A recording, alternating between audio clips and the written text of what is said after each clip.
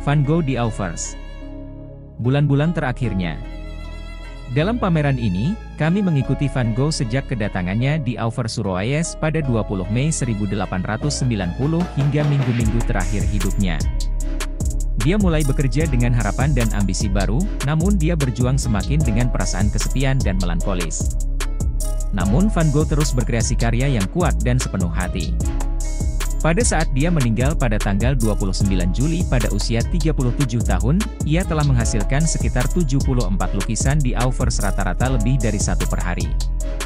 Lukisan Auvers Van Gogh sering dieksekusi dengan cepat.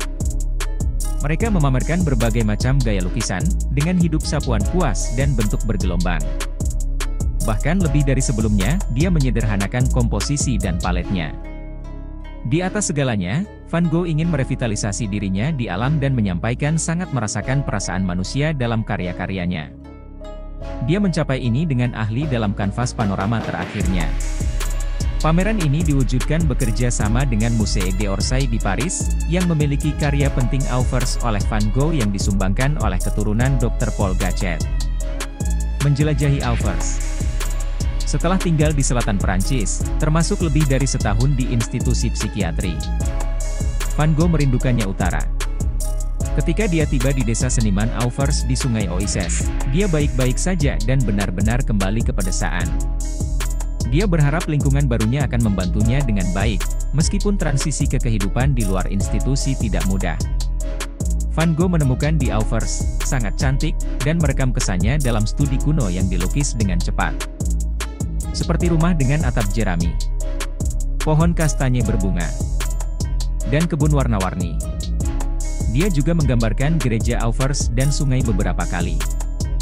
Dia melihat sesuatu untuk dilukis dimanapun dia berada. Yang terpenting, dia ingin menangkap kehangatan dan keamanan kehidupan pedesaan dan melakukannya dengan warna-warna cerah, di mana hijau sering mendominasi. Setelah hanya 5 hari di Auvers, Van Gogh telah menyelesaikan 4 lukisan, termasuk Blossoming Chestnut Trees dan hebatnya, dia menggunakan hampir cat biru eksklusif diaplikasikan dengan sapuan kuas berirama. Kertas putih yang dia biarkan bersinar juga memainkan peran-peran penting, misalnya di awan.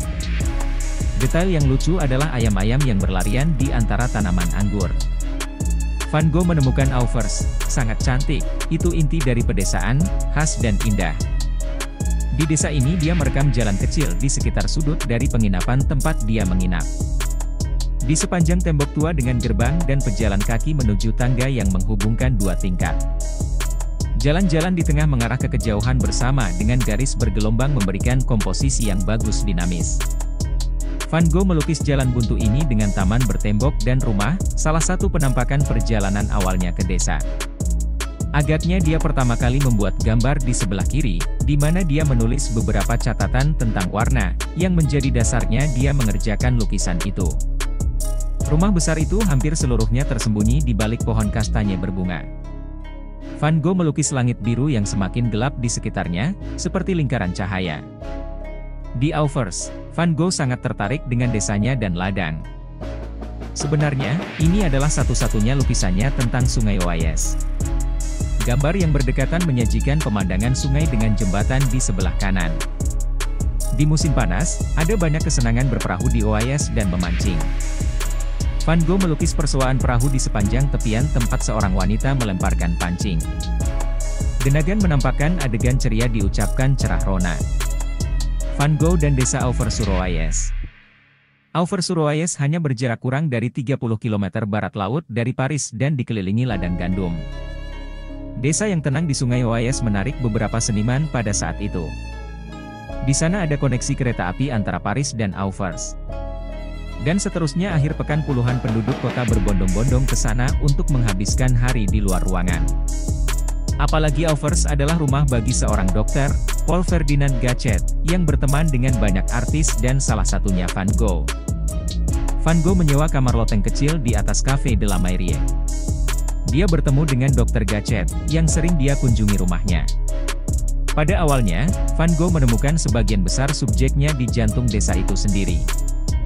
Gachet adalah subjek dari satu-satunya etsa Van Gogh yang pernah ada dibuat, yang dia lakukan di percetakan di rumah dokter sebagai studio. sambil merokok pipa mereka setelah makan siang di taman di luar. Van Gogh dengan cepat menggambar potret Gatchet di pelat tembaga. Mereka kemudian menarik beberapa tayangan dari Etsa bersama. Van Gogh sangat senang dengan Etsa itu, teknik yang baru baginya, dan dia mencoba yang berbeda warna. Saya telah membuat potret Tuan Gatchet dengan ekspresi melankolis yang mungkin sering tampak meringis melihat kanvas.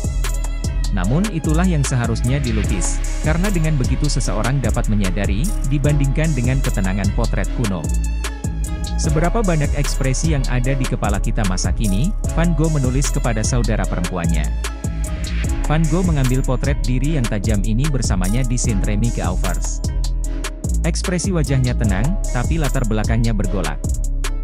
Dia kemudian memvisualisasikan bagaimana dia berusaha berdiri teguh di tengah gejolak penyakit jiwanya. Dr. Gatchet sangat tersentuh dengan lukisan ini. Potret Gogh tentang dia, berdekatan, dalam arti tertentu, juga sejenis dari potret diri. Dia melihat penderitaan hidupnya sendiri tercermin dalam ekspresi sedih Gatchet.